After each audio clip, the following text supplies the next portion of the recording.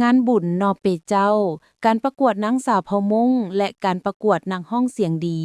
จะได้จัดขึ้นในต้นเดือนธันวานี้พิธีแถลงข่าวจัดงานบุญนอเปเจ้าการประกวดนางสาวเผ่ามงนครหลวงเวียงจันทน์และการประกวดนางห้องเสียงดีประจำปี 2026ในระหว่างวันที่ 12 ถึง 14 ธันวาคม 2025ได้จัดขึ้นในวันที่ 15 ธันวาคม 2025ที่สวนบรรดาเผ่าบ้านด่านซีเมืองนาไซทองนครหลวงเวียงจันทน์โดยมีท่านบุญซูพระวิเศษประธานคณะกรรมการปกครองเมืองนาไซทองท่านศาสตราจารย์ปริญญาเอกภูวงศ์พระมิจิตรประธานส่วนบรรดาเผ่าพร้อมด้วยผู้ต่างหน้าจากภาคส่วนเกี่ยวข้องและนางสาวมงและผู้สมัครนางสาวนักห้องเสียงดีเข้าร่วมจุดประสงค์ของการจัดงานก็เพื่อส่งเสริมและปกปักรักษาวัฒนธรรมอันดีงามของพี่น้องชนเผ่ามงเพราะว่ามีเอกลักษณ์เฉพาะตัวเขาเจ้ามีความกล้าแสดงออกเพื่อส่งเสริมการท่องเที่ยวด้านวัฒนธรรมบรรดาเผ่า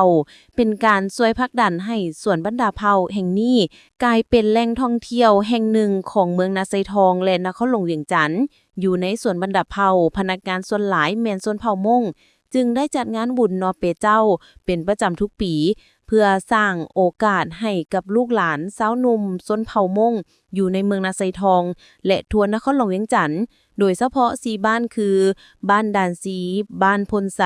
บ้านปากแหดและบ้านนาเซียว4บ้านดังกล่าวนี้เป็นบ้านที่มีชนเผ่ามงอาศัยอยู่จำนวนหลายในเมืองนาไซทองให้ข้าเจ้าได้มีบอนแสดงออกถึงความสามารถรอบด้านของข้าเจ้าจากระดับท้องถิ่นสู่ระดับชาติและก้าวสู่ระดับสากลเพื่อส่งเสริมผลิตภัณฑ์ของชนเผ่ามงและบรรดาเผ่าอื่นๆที่มีหลากหลายสีสันได้ออกสู่สายตาของสังคมภายในและต่างประเทศในโอกาสดังกล่าวท่านศาสตราจารย์ปริญญาเอกภูวงศ์พามิสิทธิ์ได้กล่าวว่าในปีนี้ถือว่ามันพวกเขาจะ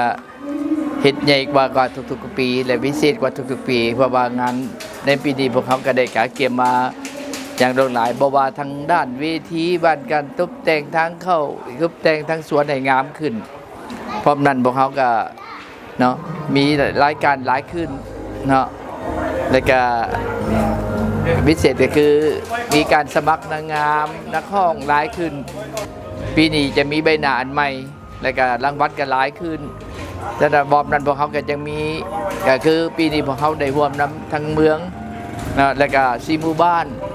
แล้วก็มีจัดการแข่งขันบนว่า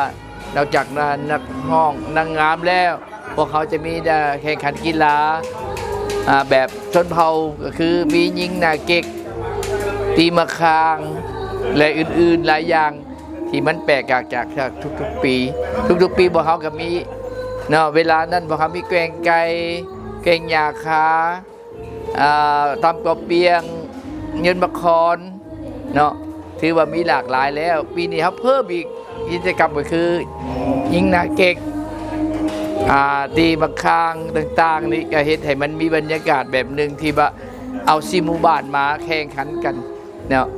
เพื่อว่าเห็นมีบรรยากาศแบบใหม่ปีนี้เนาะพวกเขาจะมีการที่พัฒนาแบบใหม่ฉะนั้นอยากเชิญชวนบรรดาทานเนาะบอกว่าแขกที่มีเกียรติอยากมาร่วมงานพวกเขาในงานนอเปเจ้าครั้งนี้บอกว่าจะมาวางแสดงขายสินค้าก็ได้มีการลาลินต่างๆก็มาร่วมนำพวกเขาได้พร้อมนั่นแหละพวกเขาอยากให้บรรดาทานมาเนาะมาเสียบรรดานักห้องนางงามเขาเนาะเพราะว่าปีนี้เขาจะได้นางงามเนาะที่ว่ามีใบหน้าใหม่และก็งามเนาะแล้วก็นักห้องก็เสียงดีกันหลายคนฉะนั้นมาชมมาเสียแล้วพิเศษก็คือใน3 มื้อที่พวกเขาอยู่นี่พวกเขาจะบ่ได้เก็บค่าทางเข้าเนาะพิเศษว่าให้แขกมีเกียรติเขามาร่วมงานให้หลายที่สุดเนาะพร้อมนั้นก็ยังมีเนาะหลายอย่างที่ให้บรรดาชมเบิ่งอีกก็คือพวกเขามีเนาะส่วนเขาได้พัฒนามาหลายอย่างก็คือในส่วนบรรดาเผ่าพวกเขาจะมีหลายสีสันถ้าท่านมาท่านจะผ่านที่สุดเลยจะอยากเชิญชวนให้มาชมมาเสียให้มันได้ขอขอบใจ1 2 3บ๊ายบาย